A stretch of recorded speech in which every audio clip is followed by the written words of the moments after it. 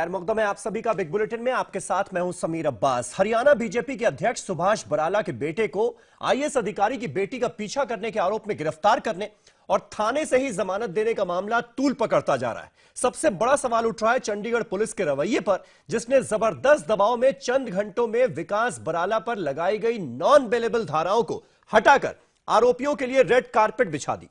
कांग्रेस इस मामले में सुभाष बराला के इस्तीफे की मांग कर रही है और पीएम मोदी और अमित शाह से जवाब मांग रही है।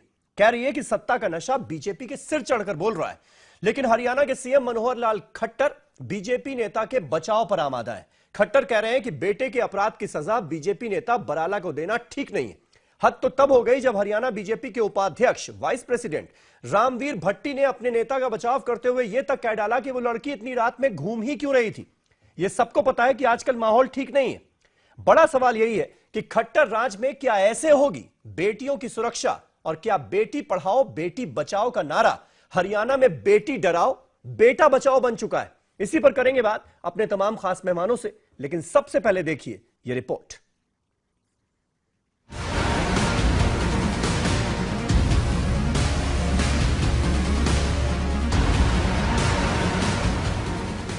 चंडीगढ़ छेड़छाड़ मामले में अब बीजेपी के अंदर ही हरियाणा बीजेपी के सदर सुभाष बराला के खिलाफ आवाज उठ रही है। बीजेपी के लीडर राजकुमार सैनी ने कहा कि किसी का पीछा करना, हाथ मारकर गाड़ी रोकना या अगवा की कोशिश करना एक संगीन मामला है। इसको लेकर सख्त कार्रवाई होनी चाहिए। पार्टी की छवि खराब न हो। पार्टी के शीर्ष नेता हैं, बराला जी को तुरंत प्रभाव से अपने आप ही नैतिकता के आधार के ऊपर इस्तीफा दे देना चाहिए। उन्होंने कहा कि उस लड़की ने इस मामले में जुर्रत का मुजाहरा किया है। उन्होंने कहा कि अपोजिशन के मुंह खोलने से पहले ही सुभाष बराला को इस्तीफा दे देना चाहिए। उन्होंने कहा कि बेटी बचाओ बेटी पढ़ाओ पर एक किस्म का दाग लगा है। वहीं इस मामले पर हरियाणा के वजीर आला खट्टर ने बीजेपी सदर के हिमायत में बयान देते हुए कहा कि बेटे की गलती पर बीजेपी लीडर को सजा नहीं दी जा सकती। ये चंडीगढ़ पुलिस का मामला है, इसलिए चंडीगढ़ पुलिस पर हमको पूरा भरोसा है। कानून अपना काम करेगा। दोष यदि सिद्ध होगा तो कानून के अनुसार कार्रवाई होगी। अगर सिद्ध होता है तो ये बहुत ही, इसको कहना चाहिए कि निंदनीय बात है। लेकिन साथ में ये इस घटना से सुभाष बराला जी का कोई लेना देना नहीं है। इंडिविजुअल एक घटना है, जिस किसी की घटना होगी उसके खिलाफ कार्रवाई होगी। कांग्रेस लीडर रणदीप सुरजेवाला ने कहा कि मरकजी हुकूमत एक ऐसे शख्स को बचा रही है जिसने लड़की को अगवा करने की कोशिश की है। सुरजेवाला ने कहा कि वजीर आजम नरेंद्र मोदी और बीजेपी सदर अमित शाह को इस मसले पर इस मुल्क के लोगों को जवाब देना चाहिए। एक बात बड़ी स्पष्ट है कि भारतीय जनता पार्टी अपने नेता के बेटे को बचाने के लिए एक राजनीतिक षड्यंत्र कर रही है और प्रशासन पर नाजायज दबाव डाल रही है। 7 किलोमीटर तक किसी युवती का गाड़ी में पीछा करें, बार बार उसकी गाड़ी को ब्लॉक करने की कोशिश करें। क्या ये outraging the modesty of a woman का मामला नहीं है? तो ये सारी दफाएं भारतीय जनता पार्टी के पुलिस प्रशासन चंडीगढ़ में क्यों नहीं लगा रहा? और अब एक नई बात सामने आई है कि 7 में से 5 कैमरास की तो वीडियो रिकॉर्डिंग ही उपलब्ध नहीं। तो इसका मतलब जो मूलभूत सबूत है वो पुलिस के पास उपलब्ध ही नहीं। आपको बता दें कि हरियाणा बीजेपी के सदर सुभाष बराला के बेटे विकास बराला पर एक लड़की से छेड़छाड़ और अगवा करने के इल्जामात लगे हैं। पुलिस के मुताबिक वारदात के वक्त मुलजिम विकास बराला नशे में था। मुतासिरा देर रात सेक्टर 9 से पंचकोला की तरफ जा रही थी। मुतासिरा का इल्जाम है कि टाटा सफारी में मौजूद इस नौजवान ने सेक्टर 26 के मार्केट एरिया से उसका पीछा करना शुरू किया था। वहीं कई मर्तबा उसकी कार को रोकने की कोशिश की थी। Bureau report, ETV news.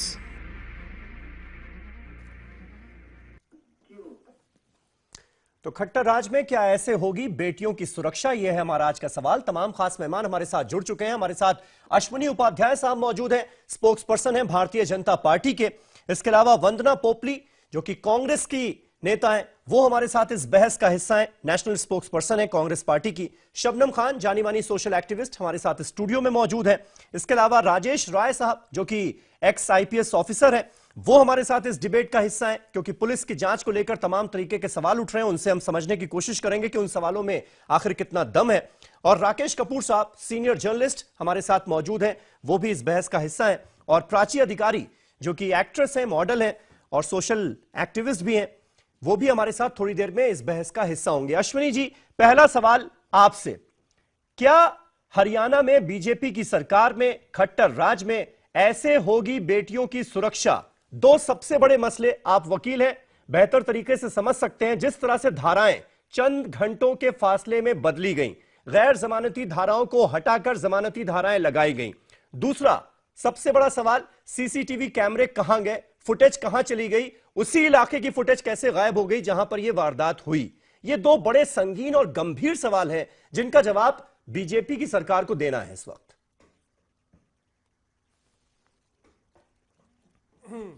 देखिए समीर जी, आप एक वरिष्ठ पत्रकार रहे हैं और आज भी आप बड़े नामी आप पत्रकार हैं। मैं दो चीजें स्पष्ट कर दूं, मैं उस नालायक लड़के का प्रवक्ता नहीं हूं, ना मैं पुलिस का प्रवक्ता हूं जी। मैं भारतीय जनता पार्टी का प्रवक्ता हूं और सुप्रीम कोर्ट का वकील हूं। इस दो नाते से ये बातें रखूंगा अपने, ठीक है। पुलिस क्या करती है उसमें मैं नहीं जाऊंगा। भारतीय अभी जो हमारी जो प्रक्रिया है, वहां पे आपने एक बैठा भी रखा है, एक पुलिस ऑफिसर भी बैठे हुए हैं। ये होती है ऐसे है कि जब आपके साथ अगर कुछ हुआ तो आप सबसे पहले पुलिस को फोन करेंगे, 100 नंबर पे फोन करेंगे। उसके बाद आप जाके थाने में लिखित कंप्लेन कर सकते हैं। लिखित कंप्लेन के बाद अगले दिन ये किया जाता है कि जो खासतौर पर महिलाओं का है, वो 164 का बयान मजिस्ट्रेट के सामने दर्ज किया जाता है। इस पूरे में हुआ क्या है वो मैं आपको बता दूं। उस लड़की ने 100 नंबर पे फोन किया, पुलिस पहुंची, पुलिस पहुंचने के बाद उसने जाके वहां पे अपनी एक कंप्लेन दर्ज कराई। कंप्लेन दर्ज कराने के बाद अगले दिन उसका बयान हुआ है। अभी ये जांच का विषय, इसमें कुछ भी कहना ठीक नहीं है, लेकिन मैं सबसे पहले आपको बता दूं, भारतीय जनता पार्टी इस पूरे के पूरे इस लड़के को बिल्कुल कहीं से डिफेंड नहीं कर रही है। उसने जो पाप किया है उसको उसकी सजा मिलनी चाहिए। और अभी मैं शाम को प्रेस कॉन्फ्रेंस देख रहा था चंडीगढ़ पुलिस की, जो कि चंडीगढ़ पुलिस हरियाणा सरकार में नहीं आता। ये आपके दर्शकों को भी मुझे लगता है स्पष्ट करना जरूरी है। चंडीगढ़ एक केंद्र शासित प्रदेश है, उसका राज्य सरकार या मुख्यमंत्री के अधीन उसकी पुलिस नहीं, सरकार के अधीन स्वतंत्र पुलिस काम करती है जी। हाँ बिल्कुल बिल्कुल।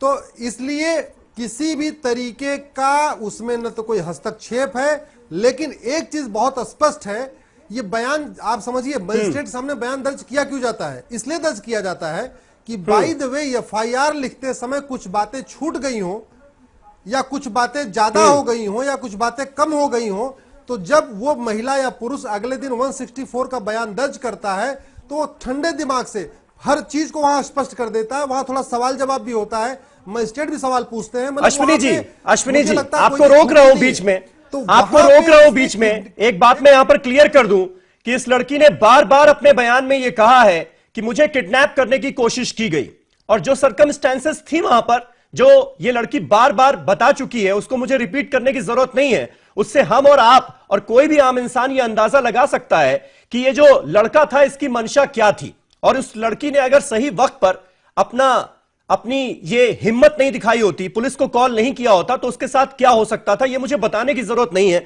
ये हम सब अपने कॉमन सेंस से इसका अंदाजा लगा सकते हैं। इस लड़की ने साफ कहा अपने बयान में पुलिस को दिए हुए, जब FIR लिखवाने गई तब भी कहा कि किडनैपिंग की कोशिश हुई। किडनैपिंग की कोशिश की जो धाराएं होती हैं 365 और 511, वो लगाई भी गई। चंद घंटों के बाद उन धाराओं को हटा दिया गया, और वो ऐसा इस वजह से हुआ क्योंकि 100 बीजेपी के कार्यकर्ता और नेता थाने में पहुंच गए, पुलिस पर दबाव पड़ गया। सरकार आपकी है, हरियाणा में भी, केंद्र में भी, इसलिए पुलिस ने दबाव में आकर जमानती धाराएं लगा दी, गैर जमानती धाराएं हटा दी गई।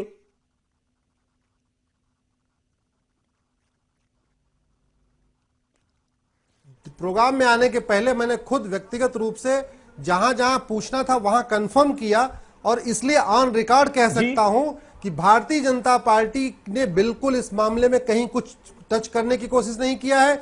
भारतीय जनता पार्टी ये मानती है और ये पूरी तरीके से इस बात से सहमत है, उस लड़के ने जो कुछ किया है उसको उसकी सजा मिलनी चाहिए। लेकिन मैं आपको बता दूं, जो किडनैपिंग वर्ड यूज करता है, मेरे पास ये IPC रखी हुई है। पहले उस लड़की ने यह कहा कि मेरा रास्ता रोका गया, और दूसरा बाद में अभी जो मीडिया में बयान आया कि नहीं मुझे किडनैप करने की कोशिश की गई, और तीसरे जो अगले दिन मजिस्ट्रेट सामने बयान दिया उसमें ये बिल्कुल किडनैपिंग वर्ड यूज ही नहीं किया, केवल ये कहा कि मेरा रास्ता रोका गया। इन दोनों में डिस्टिंक्शन है। आप ही बता दीजिए उन लड़कों की मंशा आपके हिसाब से क्या थी?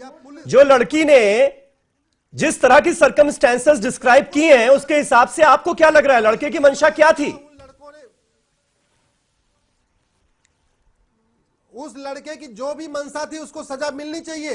रात को अगर दारू पी के घूम रहा है तो निश्चित रूप से उसकी वो अच्छा लड़का नहीं हो सकता। भारतीय जनता पार्टी एकदम ऑन रिकॉर्ड कह रही है, कोई लड़का अगर रात को 12 बजे दारू पी के घूम रहा है तो उसकी ना तो बहुत अच्छा संस्कारी लड़का उसको कह सकते हैं, ना ये मान सकते हैं कि उसकी मनसा में क्या बैठा हुआ है। ये तो वो लड़का मुझे लगता है। सर ये तो छोड़ दीजिए दारू पी के घूम रहा है, दारू पी के सिर्फ अकेला घूम ही नहीं रहा है, दारू पीकर एक लड़की को किडनैप करने की कोशिश कर रहा है। और क्या मंशा थी उसकी, और क्यों वो गाड़ी रोक रहा था, क्यों सुनसान रास्ते पर उसे ले जाने के लिए आमादा कर रहा था? मैं यही कह रहा हूं कि उसकी जो मंशा थी उसको उसकी सजा मिलने, मुझे पूरा विश्वास है चंडीगढ़ की पुलिस उसको देगी, उसके जो करना होगा वो करेगी, चाहे उसके लिए लाई डिटेक्टर करना हो, जो करना पुलिस अपना। ठीक है, वंदना जी हमारे साथ मौजूद है कांग्रेस पार्टी से। वंदना जी, कांग्रेस पार्टी इस मुद्दे पर राजनीति क्यों कर रही है, ये एक सवाल खड़ा कर रही है बीजेपी बार बार, और बेटे के करतूत की सजा पिता को क्यों मिलनी चाहिए? अश्विनी जी सुन ली आपकी बात, सुन ली बात आपकी।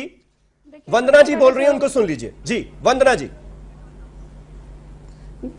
देखिए सबसे पहले यहाँ पर बात राजनीति की नहीं है, राजनीतिक दबाव की है। भारतीय जनता पार्टी जब सरकार में आई थी, जुल्म रहाना अत्याचार कतनी करनी एकोसार के नारे के साथ लेकर आई थी। हरियाणा की ही धरती से बेटी बचाओ बेटी पढ़ाओ का आगाज होता है, और उसी धरती पर जो प्रदेश में पार्टी के मुखिया हैं उनके पुत्र पकड़े जाते हैं छेड़खानी करते हुए, पीछा करते हैं एक लड़की का, रास्ता ब्लॉक करने की कोशिश करते हैं, दरवाजा खोलने की कोशिश करते हैं। और अभी यहाँ पर भारतीय जनता पार्टी के प्रवक्ता बैठकर बोल रहे थे कि कहीं पर भी अपहरण का नहीं लिखा था। आप मुझे बताइए कि अगर उस लड़की ने कहीं पर भी अपहरण का नहीं कहा, दरवाजा खोलने के बाद नेक्स्ट स्टेप क्या होता? अगर आप उस लड़की का अगर स्टेटमेंट सुने तो उसने कहा कि खुशकिस्मत हूं कि रेप के बाद किसी नाले में नहीं मिली। तो आप यहाँ पर राजनीति की बात मत करिए, राजनीतिक दबाव की बात करिए। यहाँ पर दो चीजें सामने आती है। सबसे पहले जब लड़के को पकड़ा गया तो उस समय धाराएं क्या थी? नॉन बेलेबल थी और अपहरण की धाराएं थी, और बाद में बिल्कुल वंदना जी वो सवाल मैंने उठाया, और अश्विनी जी से फिर मैं दोबारा पूछने की कोशिश करूंगा, लेकिन मेरा आपसे सवाल यह था कि विकास बराला ने जो कुछ किया उसके किए की सजा उसके पिता को क्यों मिलनी चाहिए? सुभाष बराला जो कि बीजेपी के अध्यक्ष है हरियाणा के, उनका इस्तीफा आपकी पार्टी क्यों मांग रही है? क्या यह सियासत नहीं है? देखिए, नहीं ये सियासत नहीं है। मैं ये मानती हूँ charity begins at your home. आप संस्कारों की बात करते हैं, गीता महोत्सव पे आप 1600 करोड़ रुपए खर्च कर देते हैं।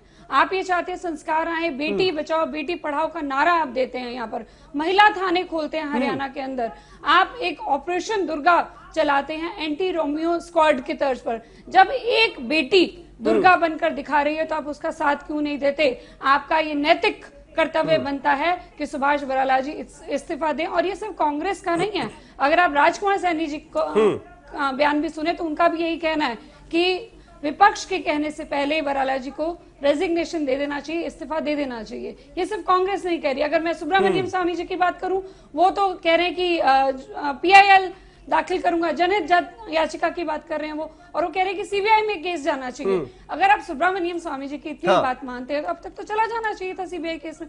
इतनी देर क्यों हो रही है इसमें? और तथ्यों को ठीक है, राजेश राय साहब हमारे साथ मौजूद है, IPS ऑफिसर रह चुके हैं।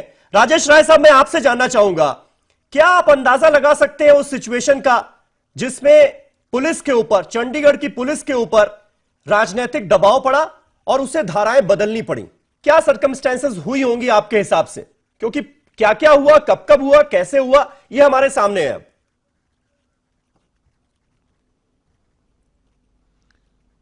देखिए, इसमें सबसे बड़ी चीज तो यह है, जो भी ये घटना हुई वो बड़ी शर्मनाक है।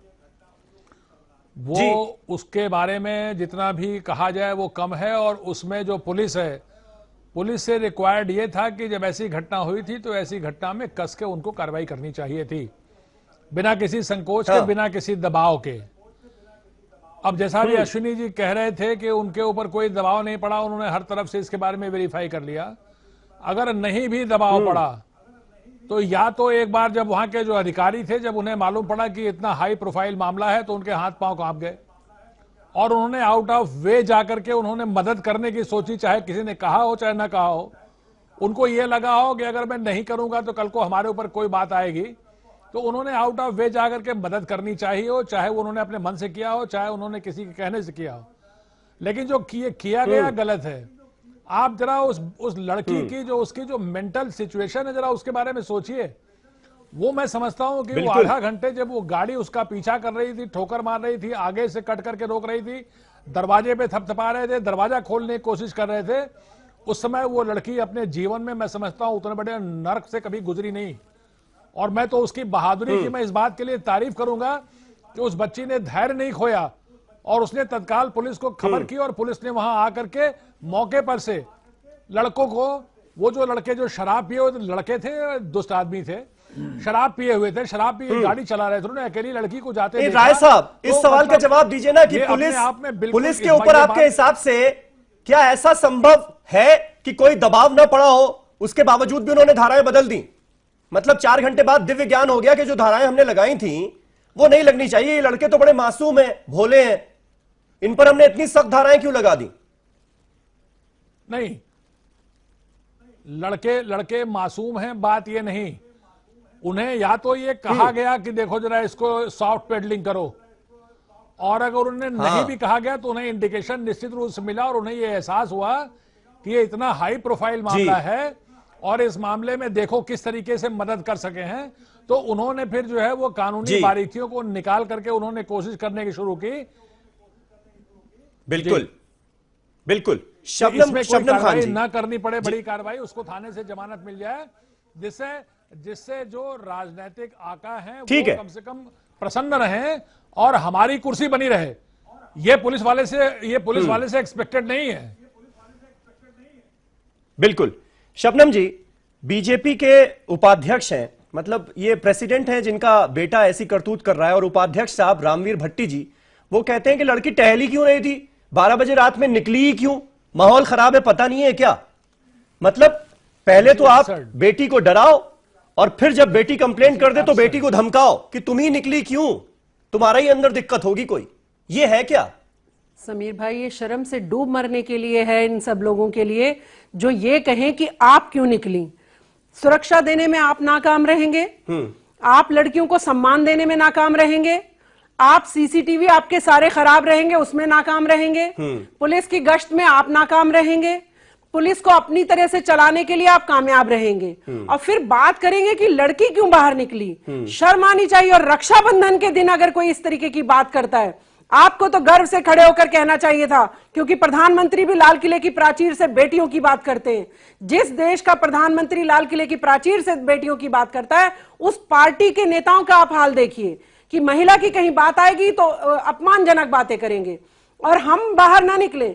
आपका बेटा क्या करने निकला था 12 बजे बाहर? आपका बेटा शराब कैसे पीकर बाहर आया? आप अपने बेटे को कभी नहीं समझाएंगे, और बेटियों का अपमान करने के लिए आपके मुंह में जितने शब्द आएंगे आप कहेंगे। तो मुझे लगता है कि ये सब जो अभी अश्विनी भाई बातें कर रहे थे कि नहीं ये धारा थी, नहीं वो था, नहीं ये था, इतना सब मत करिए भाई। एक लड़के ने गलत काम किया है, चाहे वो आपकी पार्टी का नेता का बेटा है, चाहे वो नेता खुद होता, आप खड़े होइए और कहिए कि देश में कोई भी पुरुष अगर किसी बेटी बहन की तरफ आंख उठाकर देखेगा तो उसके लिए एक ही कानून है, और सजा उसे सख्त से सख्त, बल्कि नेता के बेटे को तो और सख्त सजा मिलनी चाहिए।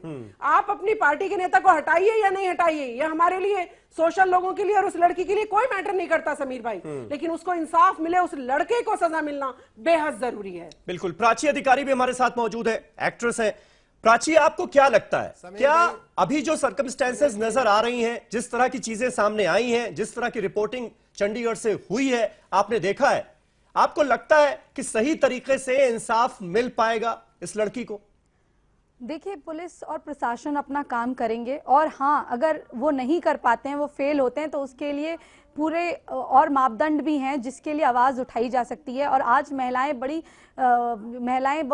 जागरूक हो चुकी हैं। आज महिलाएं दबती नहीं है किसी से। कोई अगर ये कहे कि तुम इतने बजे बाहर जाओ और इतने बजे ना जाओ तो ये कोई सुनने वाला नहीं है, क्योंकि हमारे काम हैं, हमारी ड्यूटीज हैं जिनके तहत हमें बाहर निकलना पड़ता है। कोई अगर हमें कहे कि कितने बजे जाना है तो उन्हें ये देखना चाहिए कि उन्हें अपने लड़कों को सिखाना चाहिए कि लड़कियों को कैसे ट्रीट करना है। जैसे वो अपनी बहनों को करते हैं वैसे दूसरे की लड़की को भी करना है।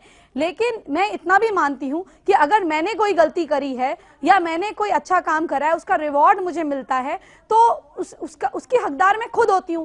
तो उसकी सजा, अगर मैंने कोई गलत काम करा है तो उसकी सजा भी मुझे मिलनी चाहिए। एक तरफ तो हम लड़कियां इक्वल राइट्स की बात करती हैं, दूसरी तरफ हम बेचारी बनती हैं। हाँ। आज हम बेचारी नहीं है महिलाएं। अगर उस लड़के ने गलत काम करा है और जैसा कि उस लड़की का बयान आ रहा है उसके आधार पर पुलिस जांच करती है, उसके जी उसकी जांच करती है। मुझे समझ में नहीं आया आप ये बात क्यों कह रही हैं? बेचारी कौन बन रहा है यहाँ पर? अगर हम लोग कंप्लेंट करा दी तो वो बेचारी हो गई? नहीं, लड़की के लिए नहीं बोल रही हूँ मैं। जो और महिलाएं उसकी आड़ में बेचारी बनती हैं, उसकी आड़ में बोल रही हूँ। उस लड़की के साथ जो गलत हुआ है उसके लिए न्यायपालिका है, वो अपना काम करेगी। अगर वो नहीं करती है तो सारा मोर्चे पर हम हैं महिलाएं खड़ी होने के लिए उसके साथ, और देश की सारी महिलाएं अपनी बहन के साथ हैं। पुलिस जांच लेकिन पिता को सजा क्यों? क्राइम हुआ है उसकी धाराएं लगाई जाएंगी। देखिए पिता को सजा क्यों, मैं वही तो बात कर रही हूँ। देखिए शशि थरूर को क्या सजा हुई? उनका शशि थरूर के खिलाफ सारे बयान। भाई पहले ही सरेंडर करके हाथ जोड़ के खड़ी हो गई है सरकार के आगे नतमस्तक। मैंने कहा आप कैसे कह रही है? आपको तो आपसे तो मैं बात ही नहीं कर रही, मैं तो अपनी बात रख रही हूँ। मैं सरकार की तो बात ही नहीं कर रही हूँ। मैं ये एक बात कह रही हूँ कि अगर मेरी गलतियों की मुझे सजा मिलती है तो मेरे अच्छे कामों का मुझे रिवॉर्ड मिलता है, तो मेरे माँ बाप को उसमें क्यों घसीटा जाए? वैसे ही उस लड़के को सजा होनी चाहिए। उसने निश्चित ही गलत काम करा है उस लड़के ने, तो उसको सजा होनी चाहिए। उसके पिता को क्यों? कोई भी पिता ये चाहेगा कि वो इतनी राजनीतिक, जिसका पूरा परिवार राजनीति में हो, उसके पिता ये चाहेंगे कि मेरा लड़का एकदम से कोई रात के अंधेरे में कोई कांड करे और मेरा पूरा जो करियर है वो खत्म हो जाए? ऐसा तो कोई भी पिता नहीं चाहेगा। अगर नैतिकता की बात आती है तो क्या शशि थरूर को इन्होंने निकाला था? उनका तो रिपब्लिक चैनल ने पूरा कथा चिट्ठा खोल के दे दिया था। क्या उन्होंने निकाला था उसको? आम आदमी पार्टी का आदमी कुत्ते से अपनी बीवी को कटवाता था, मारता था, क्या उसको निकाला था? नहीं निकाला था। तो ये सरकार को अगर ये कहा जाता है कि तुम निकालो या ये करो, ये तो बेफालतू के बातें हैं। लड़की को न्याय मिलना चाहिए। मैं उस बहन के साथ हूं। ये पॉलिटिक्स में क्यों जा रही हैं आप? ये तो कांग्रेस पार्टी सियासत तो ये लोग बैठ के कर रहे हैं, मैं तो कर ही नहीं रही हूं। मैं तो इसी बातें सुन रही हूं, उनका जवाब। और वो इसका जवाब देंगे कि वो सुभाष बराला का इस्तीफा क्यों मांग रही हैं? भाई हरियाणा बीजेपी के अध्यक्ष के बेटे ने ये किया है तो उन्होंने ऐसा क्या गुनाह कर दिया? लेकिन सवाल यहाँ पर ये खड़ा हो रहा है क्योंकि ये बीजेपी अध्यक्ष का बेटा है, इसीलिए पुलिस पर इतना दबाव पड़ रहा है, इसीलिए ये सवाल उठ रहे हैं। बेटे को जवाब तो वो देंगे। निष्पक्ष जांच हो, बेटे को सजा मिले। मैं आता हूं, अश्विनी जी आपके पास आता हूं, वंदना जी आपके पास भी आऊंगा। राकेश कपूर साहब, मैं आपसे जानना चाहूंगा, इसी हरियाणा के एक नेता हुआ करते थे विनोद शर्मा साहब, कांग्रेस के नेता थे। उनके सुपुत्र थे मनु शर्मा, जिन्होंने जैसिका लाल की हत्या कर दी। और उसके बाद हमने देखा किस तरह से विनोद शर्मा का करियर तबाह हो गया, बर्बाद हो गया, उठ नहीं पाए वो। लेकिन आज क्या राजनीति जो है, आज की जो सियासत है वो बदल चुकी है क्या? आजकल कोई फर्क नहीं पड़ता क्योंकि बीजेपी का साफ बयान आ गया है। अनिल जैन साहब जो कि जनरल सेक्रेटरी है पार्टी के, उन्होंने कह दिया कि सुभाष बराला का इस्तीफा नहीं होगा, नहीं लेंगे हम इस्तीफा। देखिए यही समीर भाई सबसे बड़ी दिक्कत की बात, मैं आऊंगा अश्विनी जी, इसके बाद आप ही के पास आ रहा हूं, मुझे पता है आप इस पर रिएक्ट करेंगे। सबसे बड़ी दिक्कत की बात यह है, आप याद कीजिए जब विनोद शर्मा के बेटे मनु शर्मा का मामला उठा था तो बीजेपी के कौन कौन से नेता थे? आप याद कीजिए ना। आप याद कीजिए जब दिसंबर 2012 के अंदर यहाँ निर्भया कांड हुआ था तो संसद के अंदर सुषमा स्वराज ने कहा था कि दिल्ली बलात्कार की राजधानी बन गई है। आप याद कीजिए, ऐसा नहीं होता है राजनीति में कि राजनीति में खेल के नियम नहीं बदले जा सकते हैं। कि जब मैं सत्ता में हूं तो मेरे लिए नियम और जब आप विपक्ष में हो तो आपके लिए नियम और नियम वही रहेंगे। लेकिन मैं इस बात को यहीं पर छोड़ते हुए, BJP is trying to defend the undefensible. इन्हें ये बात ध्यान में रखनी चाहिए। अभी जो महिला बोल रही थी, इधर उधर की बात कर रही थी, इनको ये पता होना चाहिए कि इस देश के अंदर पुलिस किसी राजनीतिक पार्टी की गुलाम नहीं है। पुलिस कानून की गुलाम है।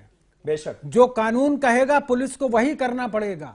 और इस मामले के अंदर जो पहला बयान है पीड़िता का, मुतासिरा का, उसमें उसने साफ कहा है कि ये मुझे बताएं महिला जो अभी बोल रही थी ये इतना, कि अगर कोई उनको चलती कार का उनका कोई पीछा करे और दरवाजा खोले तो वो हेलो करने के लिए दरवाजा नहीं खोलेगा, वो मौसम का हाल पूछने के लिए दरवाजा नहीं खोलेगा।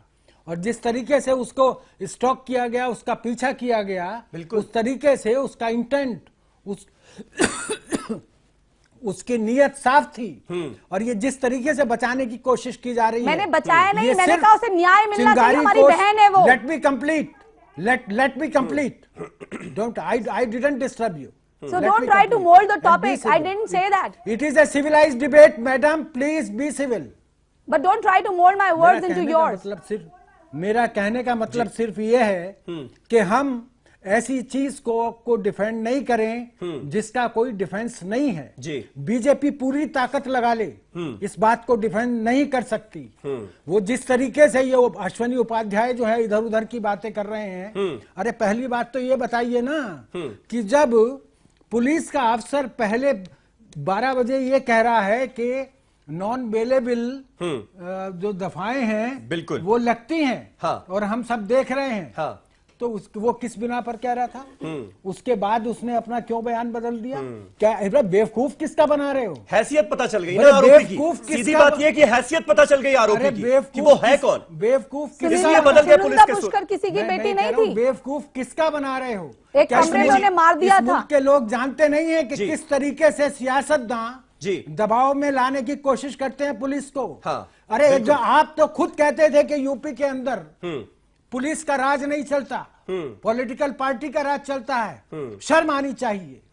और इसके साथ एक बात मैं और कहना चाहूंगा। अगर बेटे के कसूर, बेटे की खता का खामियाजा पिता नहीं भुगतता है तो पिता एक पॉलिटिकल पार्टी का सदर है, उसको पुलिस कमिश्नर को खुद खत लिखना चाहिए और कहना चाहिए यही बात कि मेरे बेटे ने जो भी कसूर किया है उसको पूरे कानून के नजरिए से देख करके उस पर बाजाब्ता कार्रवाई की जानी चाहिए।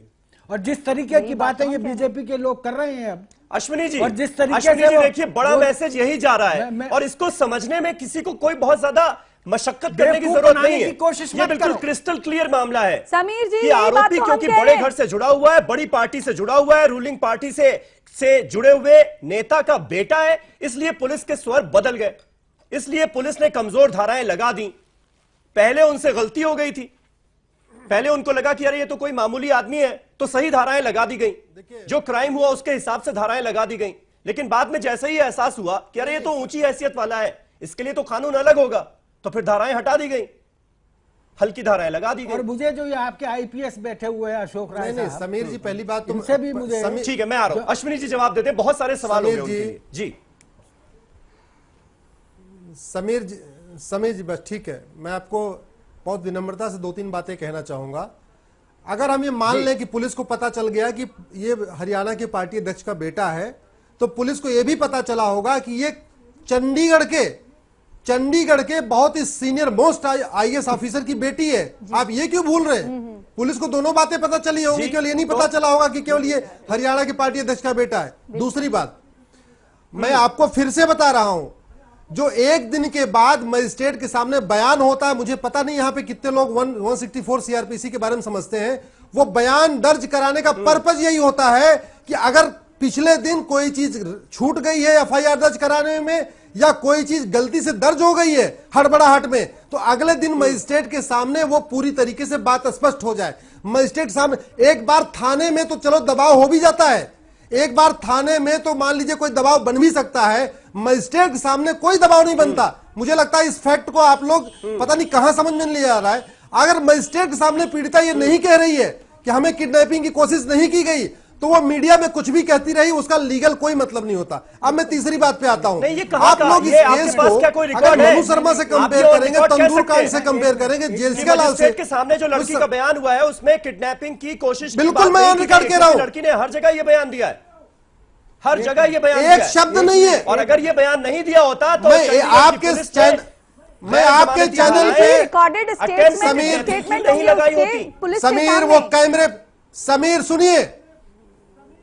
सुनिए, समीर सुनिए प्लीज, कैमरे पे वो क्या बोलती है हमसे कोई लेना देना नहीं। मैं सुप्रीम कोर्ट में वकालत करता हूँ आपसे एक सवाल पूछता हूँ। एक मिनट भाई साहब जरा चुप हो जाइए ना, अरे चुप हो जाइए, मुझे बोलने दीजिए पहले। आप मैंने बहुत सुन लिया आपको, सुनिए पहले। आप सुनते नहीं, आप लगातार बोलते जाएंगे। आप कंप्लीट कर ले फिर 164 के 164 हाँ सुनाइए समीर, 164 के बयान की कॉपी मैंने अपने मेल पे मंगा के चेक पूरा पढ़ा 164 का बयान, और मैं वकील हूं, आप भी जानते हैं मैं वकालत करता हूं।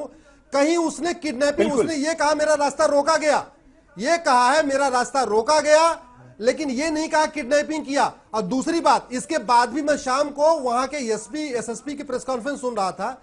एसएसपी ने बोला अगर इस 164 के बयान के आधार पर किडनैपिंग का मामला दर्ज करता तो वो भी हमने लीगल ओपिनियन लिया, हम उसको भी जोड़ देंगे। पुलिस स्वतंत्र होती है जांच के दौरान, जांच के बाद, जब तक वो चार्जशीट फाइल नहीं करती है तब तक वो पुलिस अब निश्चित रूप से बयानों उसमें धाराएं जोड़ सकती है, वो पूरी तरीके से स्वतंत्र है। अब मैं तीसरी बात बताता हूं, एक चीज बताओ, सलमान खान ने 7 लोगों के ऊपर गाड़ी चलाई थी ना बॉम्बे में, अब क्या सलीम खान को जो है बॉम्बे छोड़ के कहीं देश छोड़ के भाग जाना चाहिए? क्या करना चाहिए सलमान खान के फादर को? और मैं आपको 10 एग्जांपल सलीम खान किसी पॉलिटिकल पार्टी के अध्यक्ष नहीं है ना। सलीम खान के कहने पर 100 लोग किसी थाने पर धावा नहीं बोलते थे ना अश्विनी जी। इस बात को समझिए कि क्यों सवाल उठ रहे हैं, हवा में लोग सवाल नहीं उठाते। कोई धावा नहीं, सलीम खान किसी पॉलिटिकल पार्टी के अध्यक्ष नहीं है, गलत बयान है। उनके कहने पर पुलिस पर दबाव बनाने के लिए 100 लोग धावा नहीं बोलते। समीर अब्बास, इस बात को समझिए। अरे यार समीर जी ठीक है, राकेश कपूर साहब, राकेश कपूर साहब, अरे भाई माना कि आप बहुत बड़े वकील होंगे, थाने पे कोई धावा नहीं। अरे भाई सुने, अश्विनी जी गए हैं, अश्विनी जी, अरे सुनो राकेश कपूर साहब जी, सुनो अश्विनी जी, आप माना कि आप बहुत बड़े वकील होंगे। अगले दिन अरे भाई सुनिए मेरी बात, अब आप बहुत, किसने रोका था? एक बात सुनिए ना। ठीक है सर, ठीक है, एक बात तो सुनिए, बहुत देर से कुछ इल्तिजा करना चाह रहे हैं, सुन लीजिए। एक मेरी इल्तिजा सुन लीजिए। माना कि आप बहुत बड़े वकील होंगे और आपका वकालत का पेशा बहुत धड़ल्ले से चलता होगा, मुझे नहीं मालूम, लेकिन सवाल यह है कि जब पहले दिन 164 के में बयान तो बाद में होंगे, पहले दिन जब पुलिस अपनी रिपोर्ट दर्ज करती है, FIR दर्ज करती है, तो वो धाराएं, वो दफाएं लगाने से क्यों चूक जाती है? उनकी तस्दीक तो मजिस्ट्रेट के सामने होती ना वकील साहब, उसकी तस्दीक तो मजिस्ट्रेट के सामने दिए गए बयान में होती ना। आप जो ये पढ़ा रहे हैं, यही सबसे बड़ा आप जो ये वकालत पढ़ा रहे हैं ना, गैर जमानती धाराएं लगाई गई, ये जाकर के मनोहर लाल खट्टर को पढ़ाइएगा, ये जाकर के अब सुभाष बराला को पढ़ाइएगा, आपका ओहदा नहीं बढ़ जाएगा, because it is indefensible case. BJP से क्या नफरत है इसको आप डिफेंड नहीं कर सकते। एक चीज मैं बोलता हूँ, ठीक है, ये जाके मनोहर लाल को पढ़ाइए। राकेश जी, एक छोटा सा ब्रेक लेना पड़ेगा मुझे, यहाँ पर एक छोटा सा ब्रेक लेना पड़ेगा, फौरन होते हैं हाजिर और इस बहस को आगे बढ़ाते हैं। बहुत सारे सवालात हैं जिनके जवाब मिलना अभी बाकी है, छोटा सा ब्रेक ले रहे हैं, फौरन होते हैं हाजिर।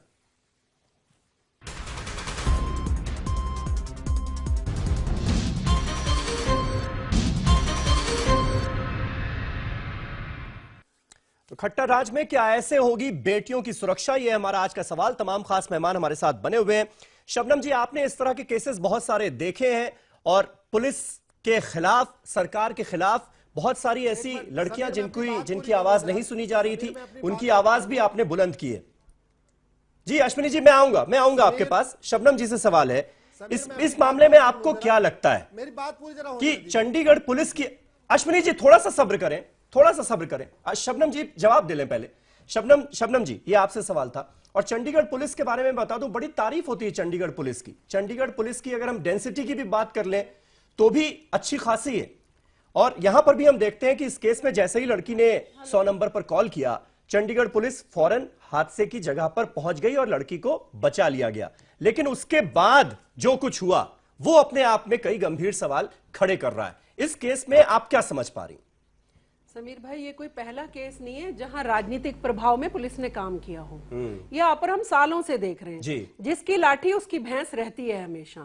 तो आज अगर किसी और की लाठी है तो वो अपनी भैंस चराने की कोशिश कर रहे हैं। अच्छा काम जो किया हम सब ने सराहा, मीडिया भी सराह रही है कि 100 नंबर की कॉल होते ही पुलिस पहुंची। वरना आप और हम बहुत सारे इश्यूज पर ये भी कहते नजर आए कि 100 नंबर की कॉल हुई और वो आधा घंटा लेट पहुंचे, 3 घंटा लेट पहुंचे, ये भी हम कहते हैं। तो जो अच्छी बात करेंगे हम उसे सराहेंगे।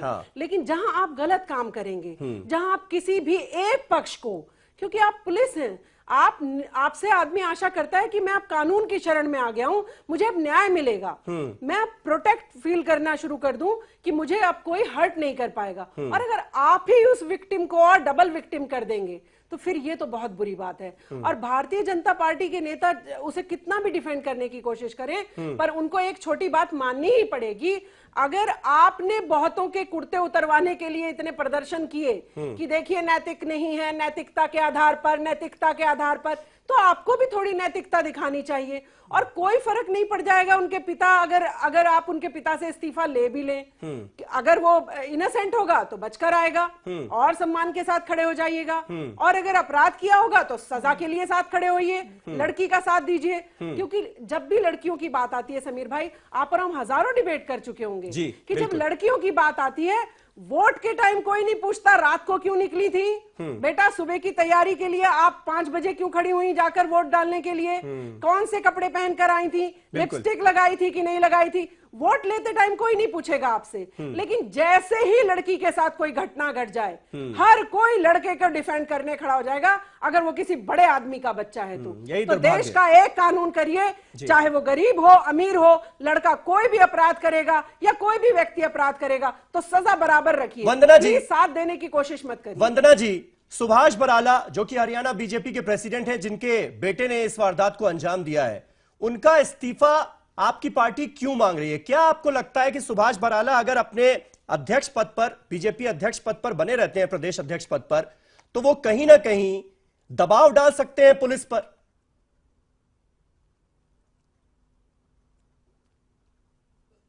दबाव तो ऑलरेडी डल रहा है, लेकिन एक चीज मैं यहाँ पर कहना चाहूंगी कि इतनी देर से बात हो रही थी, बात मैसेज देने की कि मैसेज क्या आ रहा है। अगर हम बात करें बराला जी की बात, बराला जी से जब पूछा गया इसके बारे में तो उन्होंने क्या बयान दिया? उन्होंने कहा कि सच सामने आएगा, कानून अपना काम करेगा। क्या ऐसा नहीं हो सकता था कि जब आप बेटी बचाओ बेटी पढ़ाओ अभियान को इतनी गंभीरता से लेते हैं तो उन्होंने ये क्यों नहीं कहा कि मैं बेटी के साथ हूं, अगर वो आरोपी है तो उसको जेल में डाल दो? एक भी ऐसा स्टेटमेंट नहीं आया। यहाँ पर मैं बात करना चाहूंगी प्रदेश के मुखिया खट्टर जी की भी, उनकी भी स्टेटमेंट ये आई कि कानून अपना काम करेगा। अगर मैं आपको बताना चाहती हूँ, अगर ये केस किसी और व्यक्ति के साथ होता, कोई ऐसा पुत्र जो नेता पुत्र नहीं होता, तो 15 अगस्त को उस बेटी का सम्मान हो रहा था, बजाय इसके कि अब वो अपने सम्मान के लिए लड़ रही है। यहाँ पर एक चीज और देखने की बात है कि ये जो मैसेजेस हैं ये पहले से भी आते रहे हैं। डींगड़ हेरी में एक डबल रेप और मर्डर की घटना हुई थी, तो उस समय हमारे जो मुख्यमंत्री है हरियाणा के, उन्होंने कहा था कि छोटी मोटी बात है, इस पे मैं ध्यान नहीं देता। यही एक मैसेज देने की बात है। यहाँ पर मैं एक चीज और पे भी ध्यान आपका दिलाना चाहूंगी, सीसीटीवी कैमरास, 9 में से 5 सीसीटीवी कैमरास ऐसे हैं जिनकी फुटेज नहीं मिली। स्मार्ट सिटी आप ऐसे ही बनाएंगे, डिजिटल इंडिया आप ऐसे ही बनाएंगे। यहाँ पर एक चीज और बताना चाहूंगी, चंडीगढ़ के डीजीपी तेजिंदर सिंह लूथरा जब से आए हैं वो सबसे ज्यादा ध्यान सीसीटीवी कैमरा के फंक्शनिंग पे दे रहे हैं। और अगर उसके बावजूद 9 में से 5, अगर एक आध खराब होता तो हम मान भी लेते, 9 में से 5 में से आपको फुटेज ही नहीं मिल रही है, तो सच में कहीं ना कहीं दाल में काला है और कहीं ना कहीं बचाने की कोशिश की जा रही है। अगर सुभाष बराला जी लेकिन वो नैतिकता के आधार पर, कि आपको भी शक हो रहा है ऐसा कि सीसीटीवी फुटेज 9 इलाकों की देखी जाती है, जहां जहां ये गाड़ियां गई उनमें से 5 सीसीटीवी कैमरे खराब निकलते हैं, फुटेज ही नहीं मिलती उनकी, कोई शक होता है? बिल्कुल शक होता है। ये बड़ा अनयूजुअल सा है। और पता चला कि शहर के और जितने सीसीटीवी हैं वो काम कर रहे हैं और केवल वही सीसीटीवी कैमरे जो है उनकी फुटेज नहीं मिल रही है। ये बात निश्चित रूप से संदेह की है, इसमें कहीं कोई शक की बात नहीं है। और जहां तक अभी एक बात कही जा रही थी कि पुलिस के ऊपर प्रभाव डाल सकते हैं नहीं डाल सकते हैं, मेरा कहना क्या मतलब है कि आदरणीय बराला जी चाहे अध्यक्ष रहें चाहे न रहें, जहां तक दबाव की बात है, दबाव तो बन गया।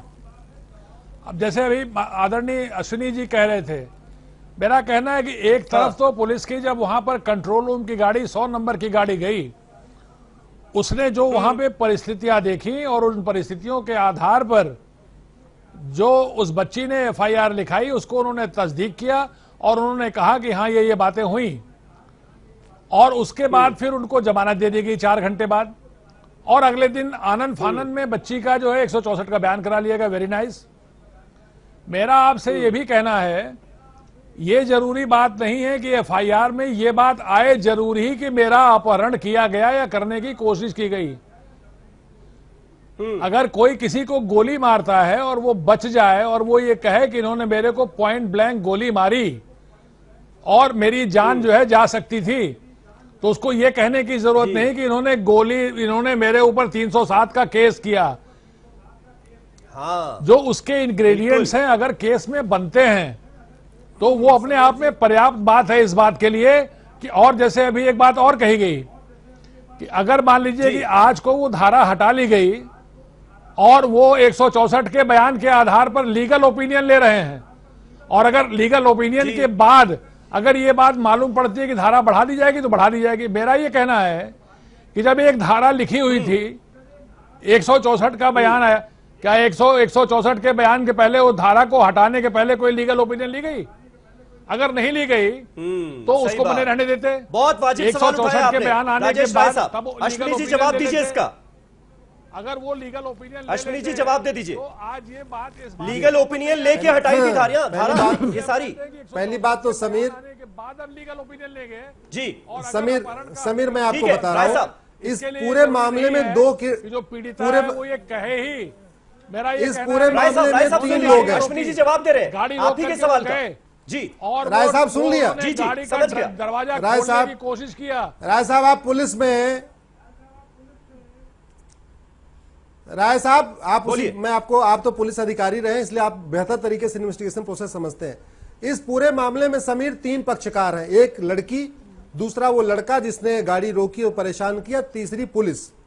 शाम को मैं 4 बजे, 5 बजे, 6 बजे, 7 बजे, मुझे नहीं पता कि आपके यहाँ उस लड़की ने, वनिका ने लाइव दिया कि नहीं दिया, मैं 3 चैनलों पे लगातार उसको वॉच कर रहा था वो क्या क्या कह रही है। और लाइव इंटरव्यू हुआ है बाकायदा, आपके जैसे पत्रकारों ने इंटरव्यू किया है, 2 इंग्लिश पे हुआ है, 2 हिंदी पे हुआ है। उसने ये कहा हमें अब चंडीगढ़ पुलिस से बराबर कोऑपरेशन मिल रहा है, हमें पूरी न्याय की उम्मीद है, और चंडीगढ़ पुलिस नहीं होती तो भगवान जाने क्या होता। दूसरा ये भी कहा कि पूरी तरीके से हम चंडीगढ़ की पुलिस की जांच से संतुष्ट हैं। अब अगर वो लड़की जो पढ़ी लिखी है, लड़की का फादर जो खुद IAS ऑफिसर है, वो एक मिनट समीर गलत बात है, समीर सुनिए कि किडनैपिंग की कोशिश की गई। सुनिए उस रात उन लड़कों का मकसद मुझे किडनैप करना था। समीर सुनिए जरा, मैंने सुना, मैं जो सुना सब आपके सामने बता रहा हूं। लड़की के फादर का भी बाकायदा इंटरव्यू हुआ, उन्होंने बोला कि बिल्कुल जो पुलिस कार्रवाई से खुश है। तीसरी बात, किडनैपिंग मानते और SSP, अरे मैडम जरा चुप हो जाइए प्लीज, थोड़ा टॉलरेंट रहिए ना, तो थोड़ा प्लीज टॉलरेट करिए, इतना ज्यादा इंटॉलरेंट मत होइए प्लीज।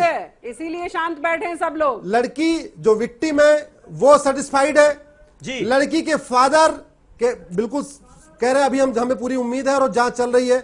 SSP कह रहे हैं कि बिल्कुल हम पूरे ओपन माइंडेड बिना किसी प्रेशर के काम करते हैं, और चंडीगढ़ पुलिस वैसे भी बहुत इफिशिएंट मानी जाती है। अगर भारत की बाकी आप पुलिस से देखें बहुत ही इफिशिएंट, बहुत स्मार्ट मानी जाती है। तीसरी बात, Bharatiya Janata party on record कह रही है हमारा इससे कोई लेना देना नहीं। हमारे राष्ट्रीय नेता ने भी कह दिया और मुख्यमंत्री ने कह दिया, भैया हमसे कोई लेना देना नहीं, बिल्कुल कानून अपना काम करेगा। अब इसके बाद भी अगर मोदी विरोध में, भारतीय जनता पार्टी के विरोध में लोग चाहते हैं कुछ करें तो भैया करते रहिए, जनता देख रही है, जनता समझती है। अरे किसी का लड़का नालायक निकल जाते क्या करोगे आप? यहाँ पर किसी का भी मैं नाम नहीं लेना चाहूंगा क्योंकि पॉलिटिकल मैटर नहीं है। मैं तो कह रहा हूं अगर मेरा लड़का नालायक, एक मिनट मैडम सुनिए, आप छोड़ दीजिए एक पल के लिए, आप किस पार्टी को बिलोंग करते हैं? इस लड़की को जिस तरह से ट्रॉमेटाइज किया गया, जिस तरह से इसे दहशत में रखा गया कुछ घंटे तक, आपको लगता है और जो हरकतें इसके साथ की गई, अटेम्प्ट टू किडनैपिंग नहीं था वो?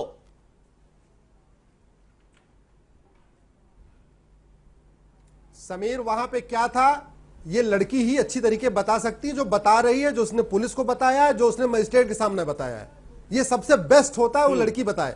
दूसरी बात, जहां तक सीसीटीवी की बात है, सीसीटीवी फुटेज की जरूरत तो वहां पड़ती जहां कोई साक्ष्य न मिल रहे हो। यहां पुलिस को वो लड़की भी मिली, लड़की की कंप्लेंट मिली, वो लड़का भी मिला, तो क्या है क्या नहीं है मेरे को लगता है आज वहां के एसएसपी ने 3 दिन 4 दिन का टाइम मांगा है। उन्होंने बोला है कि हम 3 से 4 दिन के अंदर इस पूरे कंप्लेंट तो लड़की ने कर दी, आरोप लगा दिए, अरे भैया वो लड़की कह रही है, वो लड़के मान रहे हैं, लेकिन उसकी करतूतें तो सीसीटीवी फुटेज में ही दिखनी थी ना, जो कि गायब करवा दी गई। मुझे एक चीज, प्राची अधिकारी बिल्कुल बिल्कुल प्राची, नहीं आपको शक और शुबा नहीं होता, आपको शक और शुबा नहीं होता कि आपको पता होगा गायब करा दी, जिसके चलते इस तरह की चीजें आपके पास इंफॉर्मेशन आ गई ना। देखिए सीसीटीवी नहीं आपको इंफॉर्मेशन आ गई, सीसीटीवी फुटेज गायब हो गई। हमारे यहाँ एक दो जो पैनलिस्ट बैठे हैं इनको भी खबर आ गई है। अगर इनको खबर आ गई सीसीटीवी फुटेज गायब कराई गई तो इनको दोबारा केस करना चाहिए, इनको कोर्ट में जाना चाहिए कि मेरे पास ये सबूत है सीसीटीवी फुटेज गायब कराने के। मुझे लगता है यहाँ जो लोग बैठे हैं मुंह जबानी खर्च करने के बाद थोड़ा कोशिश भी करें। अगर महिलाओं के लिए इतने हैं तो थोड़ी कोशिश करें ना, जिसके बाद खबर है कि फुटेज जाएगा। नहीं 5 जगहों की सीसीटीवी फुटेज गायब है, ये बात है। प्राची ऐड करना चाह रही है, प्राची आप बोलिए।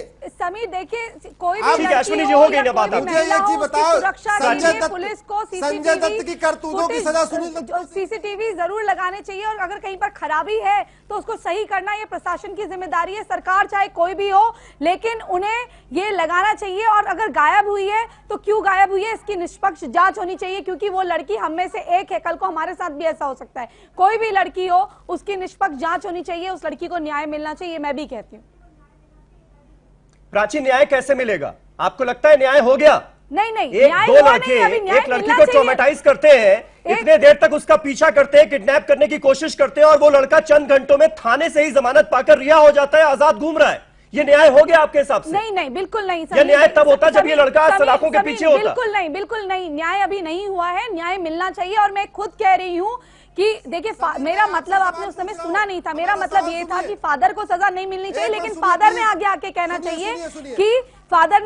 कहना चाहिए कि अगर मेरा लड़का दोषी है तो इसे सजा होनी चाहिए, उसके फादर खुद आए आगे। क्योंकि जब आप एक सरकारी महकमे में होते हैं, आप एक बड़ी पोजीशन में होते हैं, तो आपको खुद वो खुद भी उस लड़की के फादर की भूमिका निभानी चाहिए। उनको वो जो अध्यक्ष हैं उनको खुद एक फादर की भूमिका निभानी चाहिए। वो उस लड़के के ही फादर ना बने, उस लड़की के फादर बन के भी देखें। प्लीज आप जवाब तो सुन लीजिए। प्राची, राकेश, आप जवाब, अश्विनी जी एक मिनट प्लीज, सबके बीच में बोले। राकेश जी प्राची जिस बात का जिक्र कर रही है, क्योंकि पार्टी वो है सुभाष बराला साहब इस वक्त रूलिंग पार्टी के हरियाणा के भारतीय जनता पार्टी कह रही है कि इस लिहाज से और भी ज्यादा जिम्मेदारी से पेश आना चाहिए, क्या उनकी जिम्मेदारी बनती है? जाहिर तौर पर देखिए इस देश में जो शासन चलता है, इस देश में जो निजाम बनता है, जो हुकूमत चलती है वो कानून की हुकूमत होती है, किसी पॉलिटिकल पार्टी की हुकूमत नहीं होती है।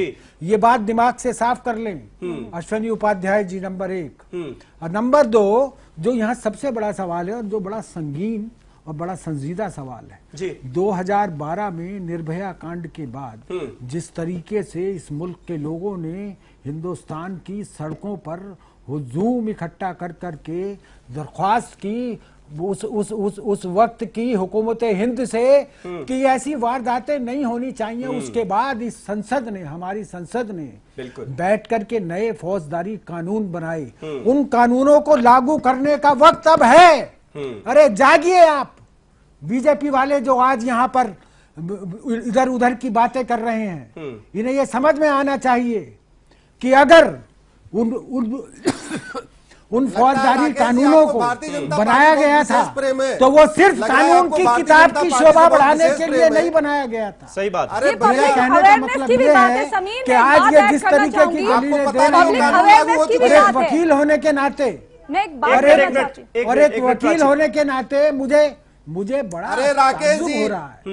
ये ऐश्वर्य उपाध्याय एक वकील भी अपने भाषा कोई पत्रकार की नहीं लग रही है, अपने आप को एक आपकी भाषा कोई पत्रकार की नहीं, आप तो लगता कांग्रेस के प्रवक्ता है, आप तो कांग्रेस के प्रवक्ता वाली भाषा बोल रहे हैं। बकवास मत करिए, भाषा ही नहीं है। आपसे गुजारिश है, don't talk rubbish, don't talk rubbish, आपकी भाषा डोंट टॉक रबिश, प्रवक्ता की है, don't talk rubbish, don't talk rubbish, don't talk rubbish, आप Modi don't talk rubbish, don't talk rubbish, you are Modi है। Don't talk rubbish, you are a turn मुझे लगता है ये सबसे आसान तरीका होता है किसी भी प्रवक्ता के लिए यू आर ए अगर कोई तीखे सवाल पूछे तो उसे दूसरी पार्टी का प्रवक्ता ठहरा दिया जाए। यू आर, मैं आपसे उम्मीद नहीं करता ये। यू आर ए आप टर्न सब सम्मानित गेस्ट हैं, आप सब सम्मानित गेस्ट हैं। You are a turncoat जो कल तक आम आदमी पार्टी में बैठ करके गर्जा करते छोड़ दीजिए सर, पर्सनल कमेंट छोड़ दें। मुझे आपसे सर्टिफिकेट की जरूरत नहीं है भाई। मेरे लिए यही पत्रकार, वंदना जी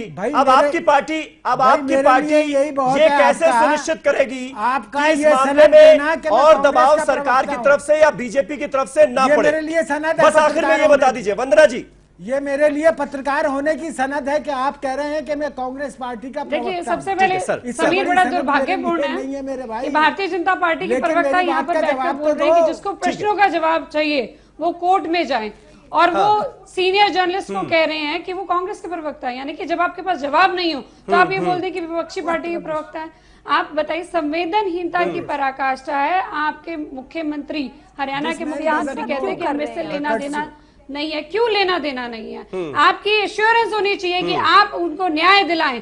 पीसीआर की आप बात करें, पीसीआर ने रिस्पॉन्स दिया, एग्री करते हैं, अप्रिशिएट करते हैं, लेकिन न्याय मिलने में देरी हो रही है, उसमें रुकावटें आ रही हैं, उसका कारण आप हैं, उसको आपने दूर करना है। क्योंकि बिल्कुल। सरकार अश्विनी आपकी है, उपाध्याय साहब, लास्ट जिम्मेदारी कमेंट में आपकी आपसे है। चाहूंगा, इसको 10 आपको सेकंड हमारे शो पास करना बचा पड़ेगा है। कि बेटी आप को एक सीनियर न्याय लॉयर मिले। भी है, छोड़ दीजिए कि आप किस पार्टी को बिलोंग करते हैं, छोड़ दीजिए कि ये जो लड़का है, जिस शख्स ने इस वारदात को अंजाम दिया है, वो बीजेपी अध्यक्ष का बेटा या किसी भी पॉलिटिकल पार्टी के अध्यक्ष का बेटा है।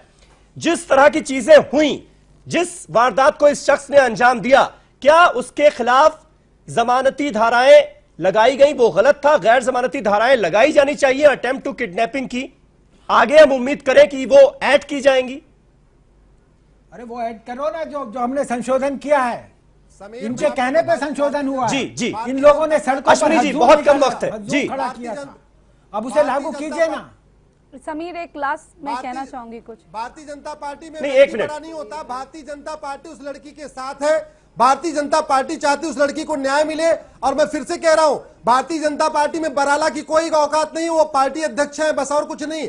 भारतीय जनता पार्टी ये कह रही है उस लड़की को न्याय मिलेगा, न्याय मिलना चाहिए और लड़की के साथ है। सर, आप तो ये बात कह रहे हैं, लेकिन अफसोस की बात ये है कि पीड़ित परिवार को ये भरोसा नहीं है कि बीजेपी उसके साथ है।